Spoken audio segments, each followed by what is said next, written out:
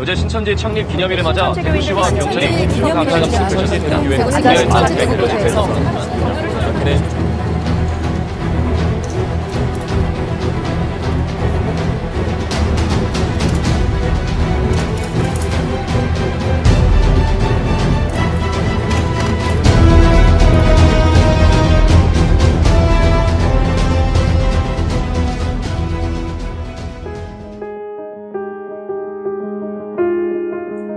최근 코로나19의 슈퍼 전파자인 신천지가 그 어느 때보다도 언론의 많은 집중을 받고 있는데요.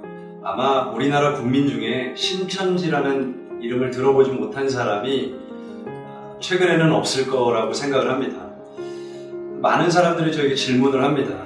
지금 이렇게 언론에 문매를 맡고 있는데 신천지라는 조직이 곧 와야 되지 않겠느냐, 이렇게 질문을 하시는 분들이 많이 있습니다. 신천지는 지금같이 언론에 집중포화를 맞는다 해도, 또 심지어 신천지의 교주인 이만희가 죽는다고 할지라도 저의 대답은 절대 와야 되지 않습니다. 많은 이단 종교가 그랬습니다. 혹시 영생교라고 기억을 하십니까? 옛날 조이성이 죽는 종교는 종교가 아니라고 말하면서 많은 신도들을 미혹했습니다. 많은 사람들이 실제 극단적인 종말론에 취해서 자신의 삶과 인생을 던지고 비정상적인 삶을 살았습니다. 조이성만 죽으면 끝이겠지, 누구나 생각을 했는데 조이성이 2004년도에 죽고 나서 그 조직이 와야 됐느냐?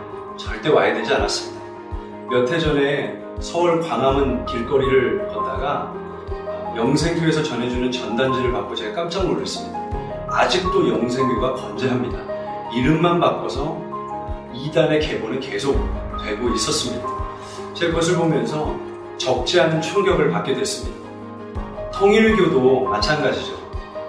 문선명만 죽으면 통일교는 와야 될 거라고 많은 사람들이 예상을 했었습니다. 통일교는 절대로 와야 되지 않았습니다.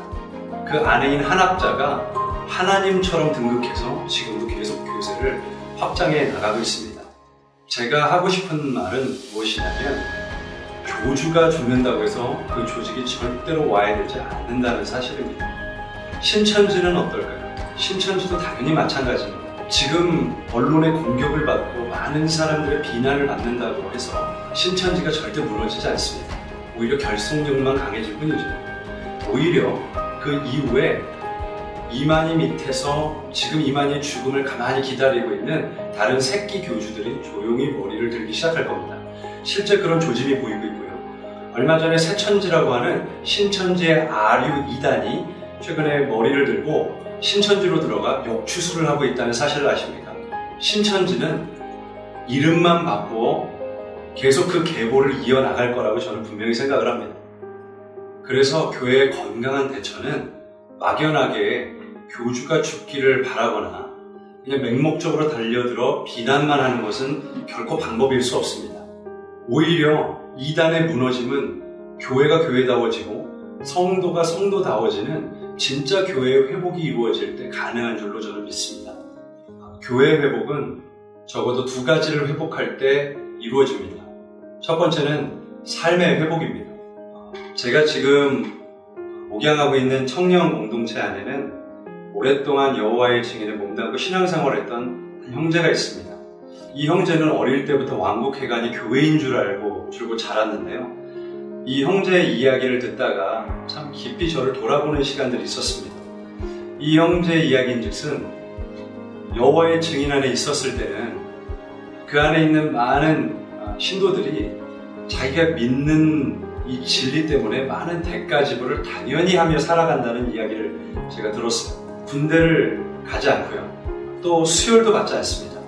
여러분도 아시다시피 대한민국에서 정상적인 성인 남자가 군대를 제대로 전역하지 못했다는 것은 직장 생활을 하는 데 있어서도 굉장히 큰 문제가 됩니다. 또 아주 위중한 상태에 수혈을 받지 않기로 결정을 하는 것은 대단히 위험할 수 있는 것이죠. 군대를 제대로 전역하지 않았기 때문에 좋은 직장을 포기한 많은 사람들을 그 형제는 어릴 때부터 봤고, 실제 수혈을 받지 않고 죽음에 이른 사람들을 눈으로 보기도 했다라는 이야기를 했습니다. 이 형제가 예수님을 만나고 교회 안에 들어왔을 때 이 형제는 어떤 생각을 했을까요? 이 형제가 저한테 해준 얘기가 있었습니다. 너무 큰 충격을 받은 거예요. 교회에 와서 너무 크게 혼란스러웠답니다. 왜 그랬냐고 물었더니 교회 안에 들어와 보니 본인들이 믿고 고백하는 바대로 살지 않는 너무 많은 사람들을 보게 된 거예요. 왜냐하면 예전에 본인이 몸담고 있었던 여호와의 증인은 그 믿는 믿음 때문에 기꺼이 대가지불을 하며 살아가는데 교회 안에 왔더니 그 누구도 자기가 믿는 것을 위해 대가지불을 하며 살려고 하지 않았기 때문에 그랬습니다. 제가 이 이야기를 듣다 굉장히 부끄러워졌습니다. 그리고 제 스스로 그렇게 느끼게 됐습니다. 지금 이단들을 이단이라고 비난을 할 수 있지만 그들이 믿는 대로 살지 않는다고 비난을 할 수는 없겠구나. 참 우리 교회가 우리 스스로를 돌아봐야 할 일이겠죠. 제가 신천지에 있을 때 한 형제가 본인이 교회 안에서 겪은 이야기를 해준 적이 있는데요. 이름만 대면 알만한 아주 유명한 대형교회였습니다. 이 형제가 예수님을 만나고 교회에서 청년 수련회를 한다고 하기에 이제 함께 가게 됐습니다. 그 버스 안에서 이제 즐겁게 수련회 장소로 향해 가고 있었는데 많은 형제들이 같이 모여서 음담패설을 나누기 시작하는데 이 형제가 굉장히 마음에 큰 실족이 있었던 것 같아요.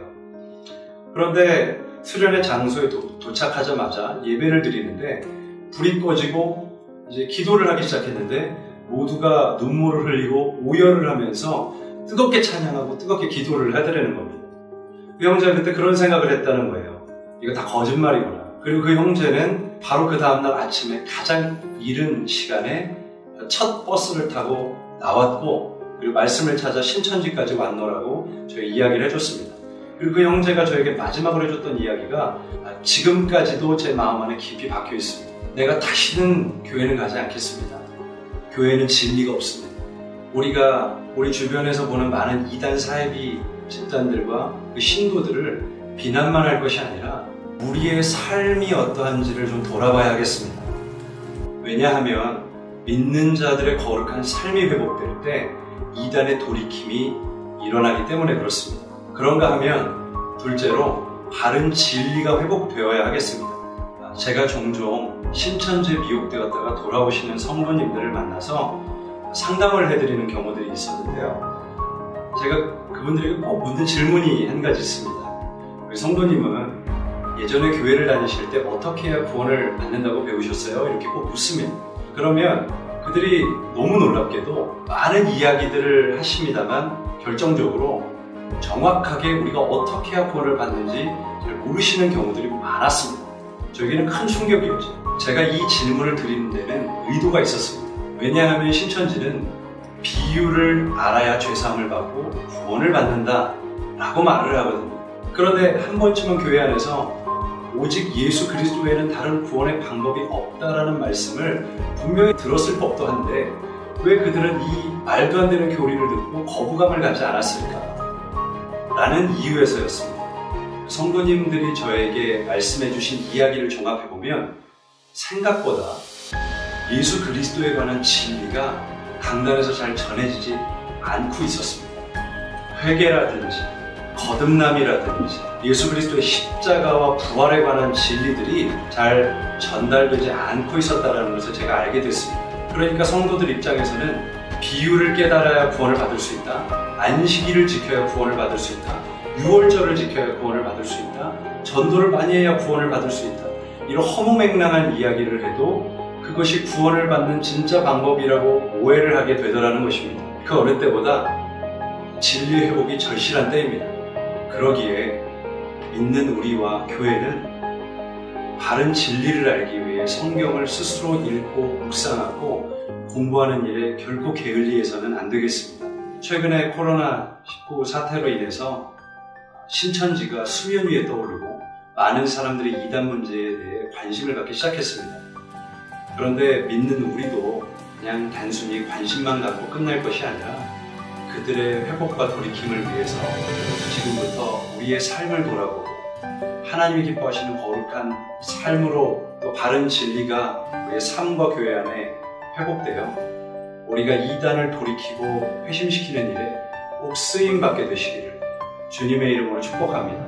여러분 사랑합니다.